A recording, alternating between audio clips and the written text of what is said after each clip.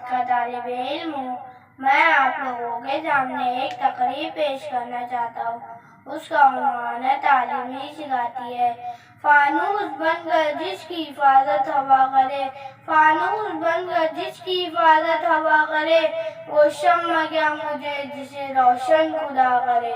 جناب صدر، اللہ تعالیٰ کی طرف سے پہلے وحی بھی اقرا پڑھ کر نام سے نازل ہوئی۔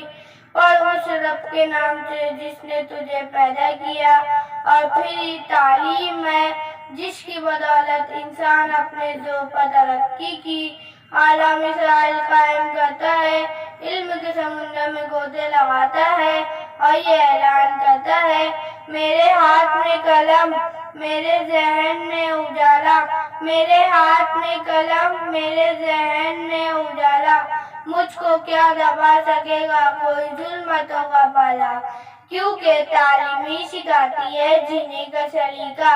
میرے پیارے نبی صلی اللہ علیہ وسلم نے فرمایا، ماں کی گود سے لے کر قبر کی گود تک علم حاصل کرو۔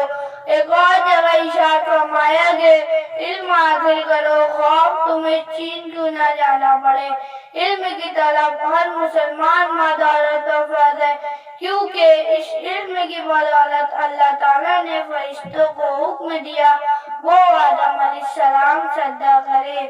جی ہاں جناب صدر، آسمانی صحیفوں سے لے کر قرآن پاک تک، گہرے حرا کی چراغ سے لے کر کوہ نور کی تجلی تک، علم و دانش کی صدا پکار پکار کر کہہ رہی ہے کہ تعلیم ہی سکھاتی ہے جینے کا سلیقہ۔